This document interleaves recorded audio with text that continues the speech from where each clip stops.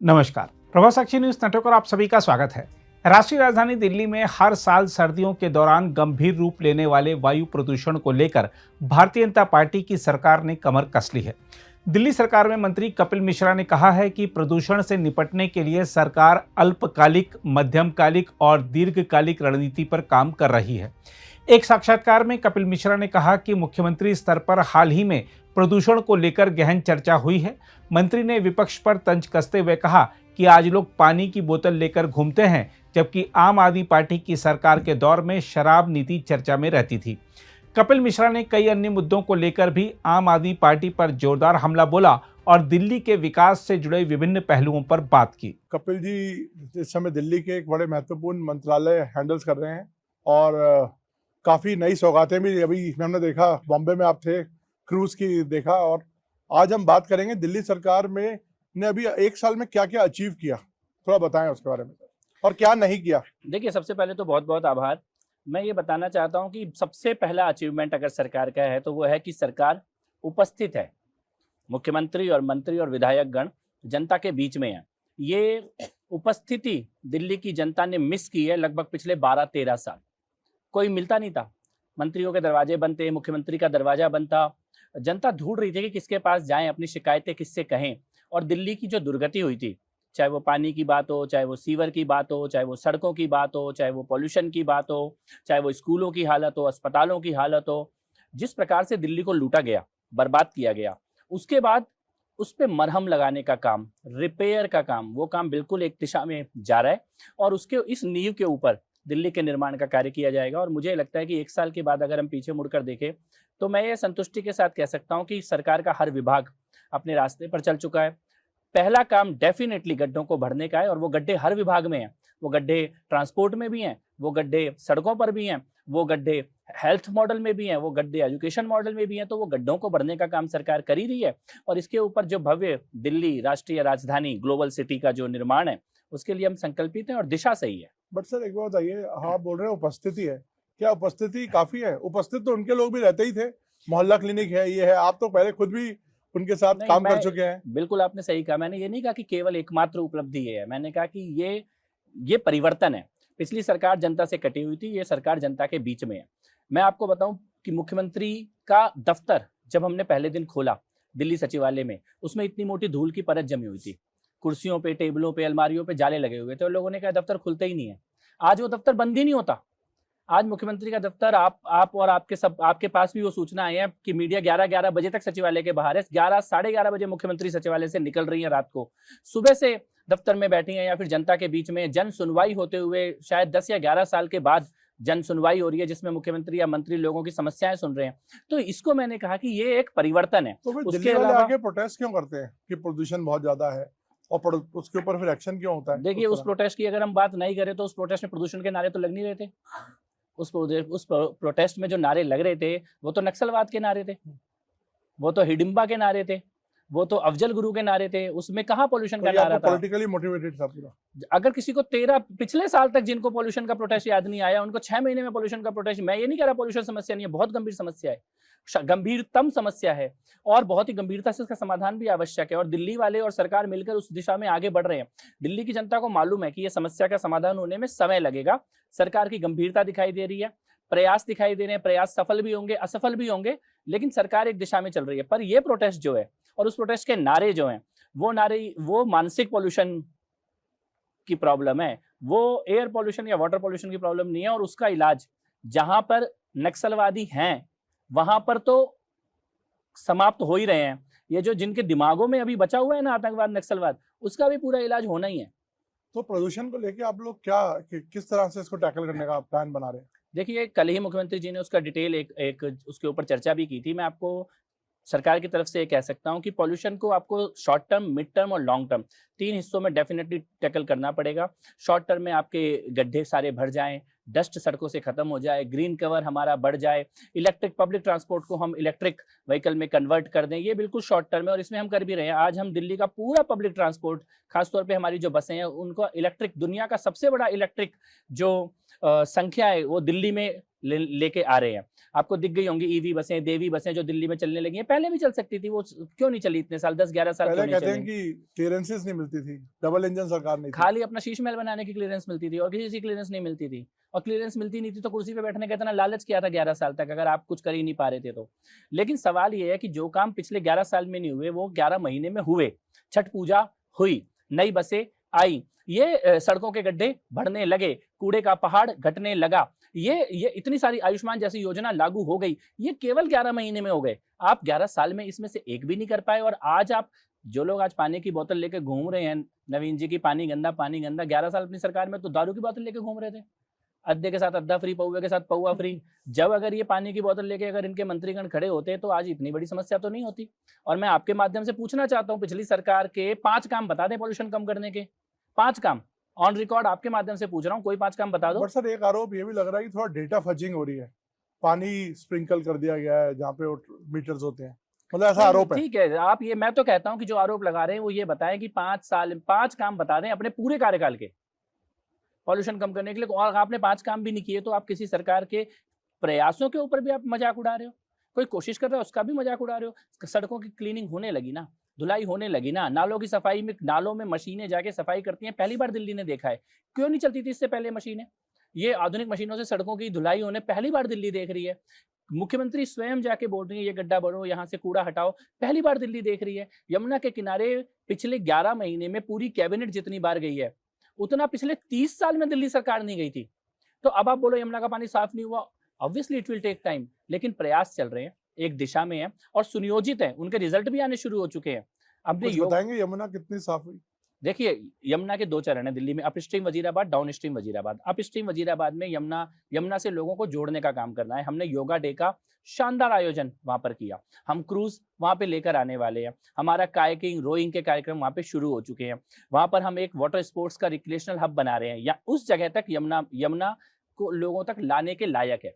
Down stream Wazirabad, जहां नजफगढ़ का नाला गिरता है, शादरा का नाला गिरता है, उसके बाद और बड़े बड़े नाले यमुना में गिरते हैं, वहां पर पहले सीवेज को टैप किया जा रहा है, उसको ट्रीट करने के सिस्टम बनाए जा रहे हैं, नाले के ट्रीटमेंट के सिस्टम बनाए जा रहे हैं, और उससे नीचे साफ यमुना बहे और उसमें मिनिमम इकोलॉजिकल फ्लो जिसकी बात की जाती है वो भी सुनिश्चित हो। स्वयं गृह मंत्री जी हर महीने इसकी मीटिंग ले रहे हैं, प्रधानमंत्री जी इसका रिव्यू कर रहे हैं, हमारे जल शक्ति मंत्री जी CR पाटिल जी इसके ऊपर काम कर रहे हैं, दिल्ली सरकार, केंद्र सरकार, राज्यपाल। अब हम ये तो नहीं, गवर्नर साहब कुछ रोकते नहीं है, कभी भी नहीं रोकते थे। जिन्हें काम नहीं करना उनके 100 बहाने चाहिए, अपना जो काम होता था वो तो हो जाते थे उनके, लेकिन जनता के काम में गवर्नर को गाली, कभी पंजाब को गाली, कभी हरियाणा को गाली, कभी सेंटर को गाली। अब गाली गलौज नहीं होती, अब आरोप प्रत्यारोप नहीं होते, अब काम होता है, उसका एनालिसिस होता है और आगे का रोड मैप बना के काम तो किया सर जाता आप है। अभी बॉम्बे गए थे, हमने देखा वो तस्वीरें, हमारे कैमरा ने भी कैद की, थोड़ा बताएं, लोग बड़े एक्साइटेड हैं कि कैसा वो होगा क्रूज। देखिए, यमुना में क्रूज को शुरू करने जा रहे हैं हम लोग, और मोस्ट प्रॉब्ली फरवरी में किसी समय मुख्यमंत्री महोदया इसको दिल्ली की जनता को सौंपेंगी। ये एक इंटरनेशनल सेफ्टी स्टैंडर्ड्स के हिसाब से हम इसको लेकर आ रहे हैं, अत्याधुनिक मॉडल है। अप स्ट्रीम वजीराबाद, जैसा कि मैंने कहा, वहाँ पे हम क्रूज चलाएंगे। सेंट्रल गवर्नमेंट, DDA और दिल्ली सरकार का मिला जुला MOU हुआ था, अभी नवंबर में ये MOU हुआ था, और यहाँ पर हमने एक जेटी भी बनाई है, 1 घंटे की जॉय राइड, 1 घंटे का राइड होगा 1 पूरा, घंटे का जॉय राइड होगा इसमें। और ये क्लीनेस्ट पार्ट होगा जहाँ पे ये क्लीनेस्ट पार्ट है। और सबसे बड़ी बात कि हम इसको हाइब्रिड इंजन है, इलेक्ट्रिक है, जीरो पॉल्यूशन जो क्रूज है वो मेरे ख्याल से देश में 1 या 2 जगह ही होगा, जिसको हम दिल्ली में लेके आ रहे हैं। 1 घंटे का राइड है, एक बार में 40 लोग जाएंगे, और इसका जो वेटिंग एरिया है वहां पर भी हम बहुत सारी रिक्रिएशनल एंटरटेनमेंट एक्टिविटी शुरू करने जा रहे हैं, तो दिल्ली वालों को एक इंटरनेशनल एक्सपीरियंस अफोर्डेबल प्राइस पे मिले, इसके लिए हम संकल्पित हैं। प्राइस अराउंड एस्टिमेटेड क्या रखेंगे आप? प्राइस इसका कोई बहुत ज्यादा नहीं होगा, प्राइस जो हर दिल्ली वाला पे कर पाए इसी रेंज में रखेंगे। मोटा मोटी अभी हमारी बात चल रही है, पर 400-500 रुपए से ज्यादा इसका प्राइवेट प्लेयर्स भी इन्वॉल्व हैं? इसका जो ऑपरेशन है वो प्राइवेट प्लेयर ही करेंगे। ओके, इसका सरकार इसको ऑपरेशन नहीं कर, सरकार को करना भी नहीं चाहिए, सरकार का काम नहीं है। सरकार ऐसा एनवायरनमेंट बनाए कि प्राइवेट प्लेयर अच्छा काम कर सकें, और उसी दिशा में हम लोग काम करें। बाकी जगह हमने ईज ऑफ डूइंग बिजनेस में बहुत सारे नए इनिशिएटिव दिल्ली में लिए हैं। तो चलिए, अब तो बात हुई कामकाज की, अब आते हैं थोड़ा आपके पॉलिटिकल। आप बड़े विवाद आप जानबूझ के क्रिएट करते हैं, या आपसे ऐसा बोलते हैं तो विवाद बन जाते हैं? नहीं, अभी आप बॉम्बे गए, वहां पे आपने क्या बुरखे पे बोल दिया, कुछ बोल दिया? नहीं, मैंने तो बुरके पे नहीं बोला, मैंने बुरके पे उठे सवालों का जवाब दिया। और वैसे मियाँ ने बोला कि एक दिन बुरके वाली देश की प्रधानमंत्री बनेगी, तो मैंने खाली उनको आईना दिखाया। मैंने कहा कि बुर्के वाली प्रधानमंत्री जब बनेगी जब बुर्के वाली को घर से निकालोगे, और बुर्के वालियों की आंखें जिस दिन खुल गई उस दिन आज ईरान देख रहा है क्या हो रहा है। और ऐसा ना हो कि बुर्के वाली जाग जाएं कि उनके साथ क्या अत्याचार हो रहा है, और वैसा हुआ तो जैसे ईरान में हो रहा है वो यहाँ पर भी बट जबरदस्ती सर बुर्का वो पहनाने उनका वालों अपना के साथ रिलीजियस होगा। प्राइवेसी है ना। नहीं, उसको उन्होंने राजनीति में थोपने की शुरुआत उन्होंने की, हमने तो नहीं की। हमने तो नहीं बोला कि तिलक वाला, चोटी वाला, दाढ़ी वाला, मूंछों वाला, धोती वाला, साड़ी वाला, घूंघट वाला पीएम बनेगी, यहाँ बने, हमने तो नहीं बोला। जिन्होंने अपनी रिलीजियस आइडेंटिटी को भारत के राजनीतिक नेतृत्व पर थोपने की कोशिश की, उनको उनकी भाषा में जवाब देना चाहिए, और वही हमने दिया है। आप हमेशा, मैं देखता हूँ, थोड़ा रेडिकल विचार रखते हैं, रेडिकल बात करते हैं, कई बार आप क्रिटिसाइज भी होते हैं इस चीज के लिए। ऐसा क्यों? कुछ आपकी ये आपका राजनीति का स्टाइल है या आपकी ओरिजिनल थिंकिंग है? नहीं, देखिए, कई बार लोगों को सच जो है वो चुभता है, सपाट सच थोड़ा ज्यादा चुभता है, लेकिन मेरे को, आप इसे समस्या भी कह सकते हैं और ये मेरा नेचर भी कह सकते हैं, सीधी बात, सच्ची बात। अभी तक तो ऐसी कोई रेडिकल बात बोली ही नहीं, लेकिन सच्ची बात अगर कोई सुनना नहीं चाहता और उसको सेकुलरिज्म के या तुष्टीकरण के पर्दे में, चाशनी में लपेट के सुनना चाहता है, तो वो बीमारी अभी हमें टच नहीं करके गई। सर अभी एक और विवाद चल रहा है, आपने कोई वीडियो डाला है आतिशी का, वो कह रहे हैं डॉक्टरेट वीडियो है, और आप पे इनफैक्ट पंजाब पुलिस ने शायद कुछ कार्रवाई भी करने की बात करी है, और आप लोगों ने भी नोटिस भेजा है। देखिए, FIR पे। अच्छा कि आपने सवाल पूछा, बड़ा गंभीर विषय है। दिल्ली की विधानसभा में उस वक्त चर्चा चल रही थी श्री गुरु तेग बहादुर जी के 350 वर्ष जो शहादत के हुए हैं, भाई सतीदास जी, भाई मतीदास जी, भाई दयाला जी और गुरु तेग बहादुर जी की शहादत के, उसके ऊपर विशेष चर्चा दिल्ली विधानसभा में चल रही है, सब ऑन रिकॉर्ड है। विशेष चर्चा जब चल रही थी, उस बीच में नेता प्रतिपक्ष आतिशी मार्लिना जी खड़ी होती हैं और वो एक बहुत ही भद्दी भाषा बोलती हैं, जिस भद्दी भाषा को उनके स्वयं के साथी गोपाल राय ने सदन में स्वीकार किया, वो भी ऑन रिकॉर्ड है, कैमरे पे बोला कि हाँ, आतिशी ने ये बोला। वो भाषा में बोलना नहीं चाहता, मीडिया में बोलने के योग्य भी नहीं है, वो भाषा उन्होंने बोली। इसके बाद जब उनका विरोध किया गया तो वो दिन है और आज का दिन है, ना वो सदन में आई, ना वो मीडिया के सामने ने आई। और मैं ये कहना चाहता हूं कि मिस्टर 420 के साथ ये मिस 9211, ये जो कॉम्बिनेशन आम आदमी पार्टी बना रही है केजरीवाल और आतिशी का, उसके ये पाप नहीं छुपा सकते। आपने जो गुरुओं का अपमान किया है, आपको माफी मांगनी चाहिए थी, स्पष्टीकरण देना चाहिए था सदन में। आप सदन में तो आए नहीं, अध्यक्ष महोदय ने 3 बार बुलाया, उसके बाद आप मीडिया के सामने भी नहीं आए। आपने जाके पंजाब पुलिस में एक FIR करा दी, तो FIR से हम डर जाएंगे क्या? जेल जाने से हम डर जाएंगे क्या? ये आप डरा के सच रुकवा दोगे क्या? पंजाब पुलिस का जो स्थिति है, अपना आपकी फॉरेंसिक जांच, आपके जालंधर में हुए अपराधों की 1-1 साल तक फॉरेंसिक जांच नहीं हो रही है। आप 1 घंटे में बोल रहे हो हमने वीडियो की फॉरेंसिक जांच कर ली, और आपने कह दिया कि ये गुनहगार है। तो मैं ये कहना चाहता हूँ, हम इससे डरने वाले नहीं है। अपराध बहुत बड़ा है, देश की किसी सदन में इतना भद्दी भाषा गुरुओं के समय जब चर्चा हो रही हो तब किसी ने नहीं बोली आज तक। उनको नहीं बोलनी चाहिए थी, उनको सामने आके और केजरीवाल जी को बुला के माफी मंगवानी चाहिए थी। उल्टा आप भगवंत मान जी पे दबाव डाल रहे हो कि पंजाब पुलिस का दुरुपयोग करो, पंजाब पुलिस को इस्तेमाल करो। उचित नहीं है, अनुचित है, और ऊपर वाला भी तो देख रहा है, ईश्वर भी तो देख रहा है कि आप ये क्या पाप कर रहे हो। अभी दिल्ली विधानसभा ने बुलाया, प्रिविलेज कमेटी ने बुलाया, आतिशी जी को आना चाहिए प्रिविलेज कमेटी के सामने, क्यों नहीं आ रही है? जिसके मन में चोर है वही तो भागेगा, फरार होगा, सामने आने से डरेगा। मैं तो आपके सामने बैठा हूँ, पहले दिन से मीडिया के सामने हूँ, और दिल्ली के विधानसभा अध्यक्ष ने विधानसभा के पटल पर पूरा वीडियो का वर्बेटिम पढ़ के सुनाया है। किसी ने ऑब्जेक्शन नहीं किया, सबने बोला कि हाँ यही बोला है। लेकिन जब वो ट्वीट पे आता है तो आप सोचते हो कि यहाँ से पुलिस भेज दो, वहां से FIR कर दो, इसको जेल का डर दिखा दो, इसको कैद का डर दिखा दो। हम डरने वाले नहीं है।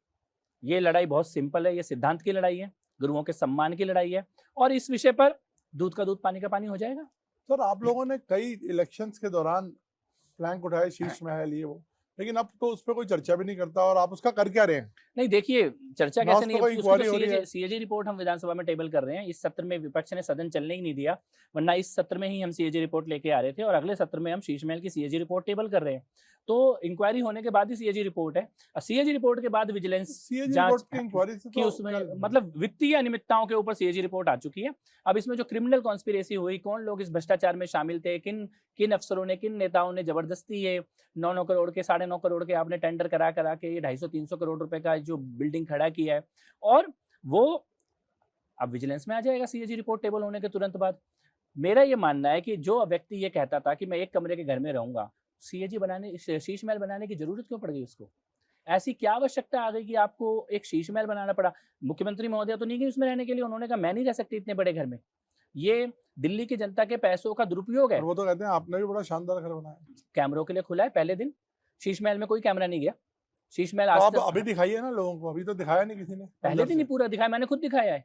एक एक पर्दा, एक एक कुर्सी, एक एक टेबल मैंने खुद दिखाया, सारे मीडिया को दिखाया है। नहीं, शीश महल नहीं, जिसको लेके शीश महल जिसको लेके विवाद था वो किसी ने अभी तक खोल के देखा नहीं कि देखिए सीएजी रिपोर्ट टेबल होने के बाद कोई ये ना बोले कि ये तो इन्होंने कुछ चेंज कर दिया, ये कर दिया, हमने टच ही नहीं किया। हम पूरा मीडिया को लेके जाएंगे, एक साथ दिखाएंगे, जिस दिन दिखाने का निर्णय लेंगे, सीएजी रिपोर्ट ऑफिशियल एक बार टेबल हो जाए, सीएजी रिपोर्ट में जो लिखा है वो जनता के सामने आ जाए, ऑफिशियल दिखाएंगे। लेकिन मैं ये आपको बताना चाहता हूँ, जिस दिन शीश महल लोगों ने देख लिया, उस दिन अरविंद केजरीवाल को पंजाब में भी रहने की जगह नहीं मिलेगी। पैरों के नीचे से जमीन खिसकने वाली है लोगों की। इस प्रकार दिल्ली की जनता के पैसों का ऐसा दुरुपयोग किया गया है, उसके और भी शब्द जो मैं ऑन रिकॉर्ड कहना नहीं चाहता, लेकिन ये मर्यादाहीन दुरुपयोग था जिस प्रकार से शीश महल बनाया गया है। सर अब आखिरी सवाल पूछता हूँ खत्म करने से, आपको जब आप कैंपेन कर रहे थे लग रहा था कि क्या बीजेपी जीत सकती है, क्योंकि आपकी जड़ें बहुत मजबूत थी और बहुत कॉन्फिडेंस था, उन्होंने कहा था दिल्ली में तो हमें रह ही नहीं सकता।